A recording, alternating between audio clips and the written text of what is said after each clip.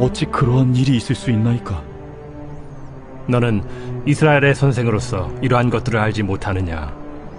진실로 진실로 내게 이르노니 우리는 아는 것을 말하고 본 것을 증언하노라.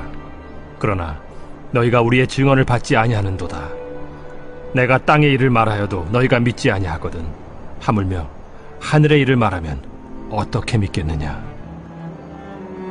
하늘에서 내려온 자 곧 인자 외에는 하늘에 올라간 자가 없느니라.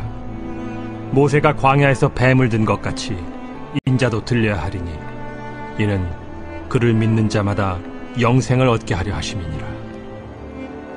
하나님이 세상을 이처럼 사랑하사 독생자를 주셨으니 이는 그를 믿는 자마다 멸망하지 않고 영생을 얻게 하려 하심이라. 하나님이 그 아들을 세상에 보내신 것은 세상을 심판하려 하심이 아니요 그로 말미암아 세상이 구원을 받게 하려 하심이라. 그를 믿는 자는 심판을 받지 아니하는 것이요 믿지 아니하는 자는 하나님의 독생자의 이름을 믿지 아니하므로 벌써 심판을 받은 것이니라.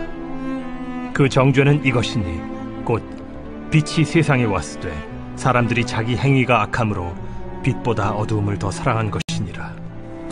악을 행하는 자마다 빛을 미워하여 빛으로 오지 아니하나니 이는 그 행위가 드러날까 하며 진리를 따르는 자는 빛으로 오나니 이는 그 행위가 하나님 안에서 행한 것임을 나타내려 함이라. 오늘 우리가 읽을 말씀은 요한복음 3장 9절에서 21절까지의 말씀입니다.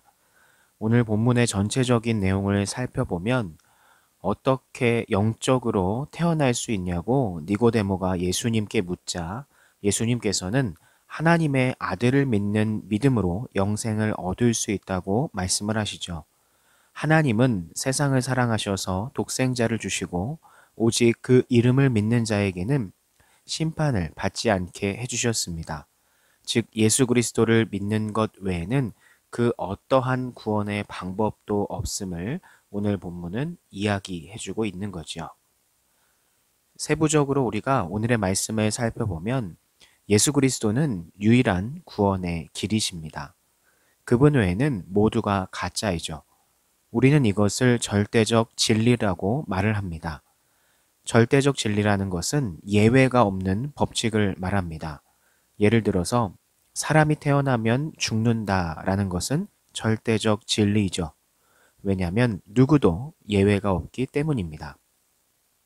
그러나 요즘과 같은 이 포스트 모더니즘 시대에는 상대적 진리가 득세하고 있습니다. 각자가 모두 진리라고 목소리를 높이는 시대입니다.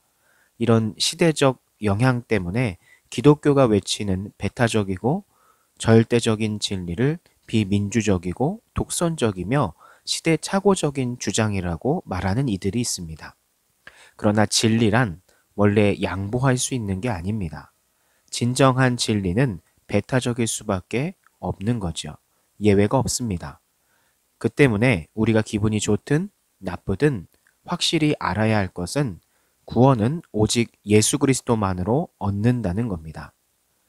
성경은 우리 인간의 눈치를 보지 않습니다. 기분을 맞추려고 하지도 않습니다. 왜냐하면 그것이 진리이기 때문이죠. 그래서 우리는 성경을 믿는 겁니다. 하나님은 오직 예수 그리스도를 믿는 방법을 통해서만 구원을 주십니다. 우리가 저지른 죄에 비하면 방법이 너무 쉬워 보이죠. 그러나 쉽다고 해서 가치가 없다는 뜻이 아닙니다. 우리의 능력으로는 도저히 구원을 얻을 수 없기에 주신 방법입니다. 그러나 그 믿음조차도 하나님의 일하심의 결과이지 우리의 결심이 만들어낸 게 아닙니다. 그러므로 우리가 아무리 큰 헌신을 했더라도 그렇게 할 수 있도록 만들어주신 하나님께만 항상 영광을 돌려드리는 우리가 돼야 합니다. 나의 믿음이 좋아서 그렇게 한 게 아니라는 사실을 깨닫는 것이 성숙한 그리스도인의 모습이라고 할 수 있겠습니다. 그래서 오늘의 이 말씀, 이 메시지를 잘 기억하시면서 오늘 하루도 하나님 앞에 감사함으로 예수 그리스도를 묵상하는 하루를 보내시기를 소망합니다. 감사합니다.